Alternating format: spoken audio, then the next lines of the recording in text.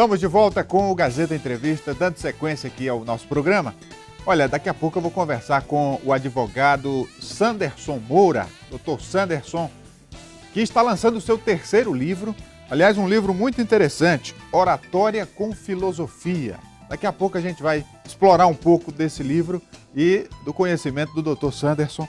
Antes, deixa eu dar um recado aqui. Olha, você quer comprar o seu carro 0 km com super desconto, mais do que isso, um carro importado com preço nacional. Aproveite essa chance única, descontos incríveis na Kia Auto Acre. São vários modelos com descontos. Tem o Kia Soul de R$ 99.990 por R$ 90.990. É quase 10 mil a menos. Tem o Sorrento de R$ 199.990 por R$ 189.990. Uma queda histórica de preços na Kia. Agora é preço nacional mesmo. Visite a Kia e confira todas as novidades com preços nacionais. Kia Auto Acre, o poder de surpreender. Convido agora o doutor Sanderson Moura, por favor. Doutor Sanderson, pode vir. Boa noite. Boa noite. Tudo bem? Tudo Satisfação bem. recebê-lo. Então, doutor Sanderson, o senhor aí publicando o seu terceiro livro, Oratória com Filosofia. Isso já nos remete aos sábios da antiguidade. O que tem de novidade nesse livro? Qual o conteúdo? Oratória com Filosofia era uma expressão de Platão. Ele dizia que a única oratória digna dos deuses era a oratória com filosofia.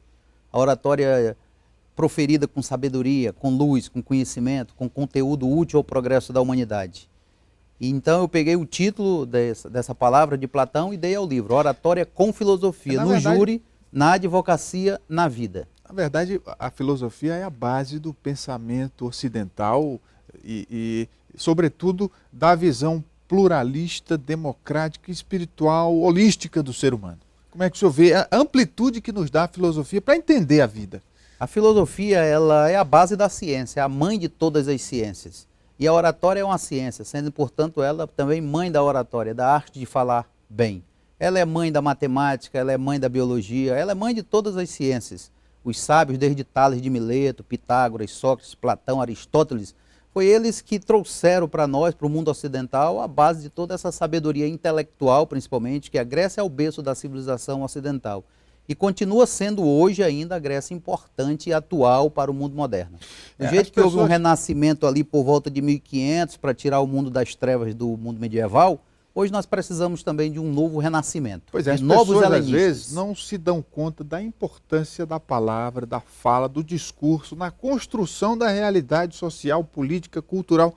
Como é que o senhor vê o poder da fala, que muitas vezes é menosprezado? O poder da fala, ela é algo que é bem da civilização ocidental, né? Os gregos, o principal valor de um homem grego era saber se expressar. A principal disciplina ensinada nas escolas gregas era a oratória e a filosofia. Um jovem não consideraria tão belo na Grécia Antiga se não soubesse se expressar. Ele procurava os sofistas, que eram os professores da época, para quê? Para brilhar nos tribunais, brilhar na vida política. E hoje, mais do que nunca, uma das competências mais exigidas de um jovem, de uma pessoa que quer se valorizar no mercado de trabalho, é a boa comunicação. Será a competência mais valorizada no século XXI, a competência comunicativa. Como é que o senhor alia isso ao seu trabalho de advogado, né? O discurso, a fala, o uso da razão? A oratória, como ciência, como técnica, como estudo, nasceu nos tribunais. Foi Córax de Siracusa, um advogado na Grécia Antiga, por volta de 485, que escreveu o primeiro tratado de oratória que se tem notícia. Então a advocacia está ligada diretamente à oratória. Cícero dizia que o advogado é o homem de bem, perito na arte de falar. Se ele não sabe falar e se ele não é um homem de bem, ele não pode ser considerado um advogado.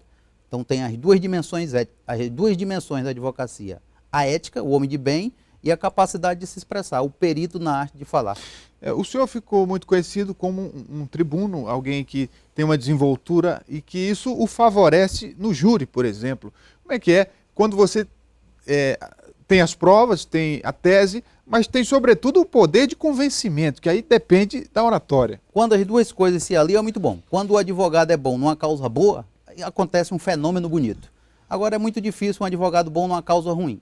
Precisa as duas coisas se aliar. Precisa a prova ser boa. Aí sim, o advogado com sua capacidade retórica, com a capacidade de usar a razão, a lógica e também tocar um pouco a emoção dos jurados, aí acontece algo importante, um fenômeno poderoso de convencimento. Mas as provas precisam ser boas. O advogado não faz milagre. Doutor Sanderson, qual a importância, na sua visão, da convicção, de se acreditar naquilo que se está dizendo? Não convence quem não está convencido. É uma das regras básicas da oratória. O advogado precisa, imbuído de uma convicção, mostrar aquela força, aquele entusiasmo para os ouvintes, principalmente para o tribunal do júri ou para qualquer tipo de plateia ou qualquer tipo de auditório. Mas dá para forjar uma convicção que não seja verdadeira? Pode forjar em determinado momento algo muito superficial. Aquele homem que tem consciência da importância da oratória, ele não finge, ele procura ser natural, ele procura ser espontâneo, ele procura ser um canal da sua sinceridade, porque os ouvintes, consciente ou inconscientemente, possuem as suas antenas de credibilidade. Ele sabe quando o orador está mentindo, de alguma maneira. Ou os mais capacitados, eles percebem de plano. Aqueles que não têm tanta facilidade de fazer uma leitura corporal, na linguagem corporal, percebe de alguma maneira que aquele orador, de alguma forma, ele não está convicto do que diz. Um aspecto da advocacia criminal que muito chama a atenção é na sociedade que a gente vive, onde as pessoas estão muito tensas, com os nervos à flor da pele, a questão da violência ocupa muito espaço na mídia, e aí tende-se a se transferir a indignação, o desejo de vingança para o advogado. Quer dizer, ele está ali exercendo o seu papel, a sua função. Sem ele, a justiça não pode existir, mas se transfere para ele esse sentimento. Como é que é para o senhor? Isso não é novo na humanidade. Isso é tão antigo quanto esses debates nos tribunais, confundir a figura do réu com o advogado. O advogado, primeiramente, é ele a grande responsabilidade de saber diferenciar. Eu procuro selecionar minhas causas e eu coloco como ponto de prioridade na minha vida não só a exigência das prerrogativas profissionais. A ética tem que estar no primeiro plano do trabalho do advogado. Assim, o advogado vai sendo conhecido por juízes, promotores, clientes, sociedade, imprensa, como uma pessoa que tem uma certa ética no seu proceder. E aí fica mais fácil para ele expor, diferenciar a causa que ele defende com a pessoa que ele é. Todo réu tem direito a ser defendido, mas não necessariamente eu tenho que defender aquele réu. Eu tenho também o dever de examinar a ética da causa para poder emprestar ao réu a minha capacidade de falar, de argumentar e de ser advogado criminalista. Então ele tem que cuidar de si. O próprio advogado ele tem que ter esse zelo pela sua imagem pública também, para poder se diferenciar do que as pessoas fazem, essa confusão do bandido com o advogado. A advocacia por si só é uma profissão ética.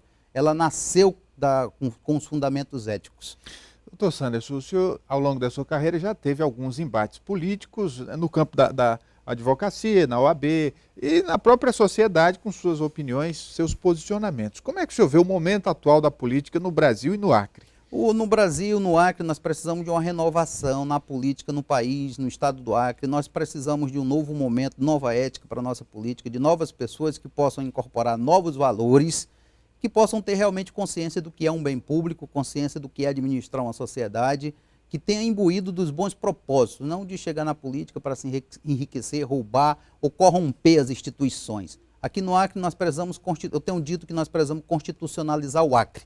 Nós precisamos dar autonomia para as instituições, autonomia para a imprensa, autonomia, liberdade pública para as pessoas poderem se expressar. Não só do ponto de vista da liberdade, mas também do funcionamento da própria administração pública. Eu vejo como importante essa renovação, essa rotatividade, essa alternância de poder no nosso Estado. Ela é premente, ela é urgente. O item que eu quero destacar aqui é a questão da liberdade, porque as pessoas pregam muito a liberdade e dizem o que pensam, mas na hora de ouvir o contrário, esquecem da liberdade. Como é que o senhor analisa isso? A liberdade, a pessoa que vive a liberdade, que realmente respeita a liberdade, ela respeita o outro, a opinião do outro, né? Ela procura fazer valer um ambiente um ambiente limpo, um ambiente onde as pessoas possam expressar a sua opinião sem medo de serem perseguidas ou sofrer represálias. A liberdade é um grande valor político, é um grande valor público que precisa ser preservado e começa principalmente dos nossos dirigentes políticos, respeitando as instituições,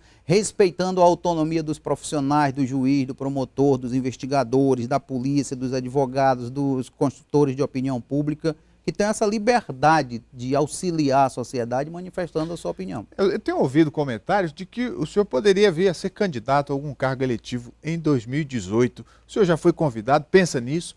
Olha, aos últimos 10 anos eu tenho recusado a política, Mas de uns tempos para cá eu tenho repensado essa recusa e quem sabe nas próximas eleições eu possa colocar o meu nome, é algo que eu estou estudando ainda, estou deixando em aberto, estou sendo sincero.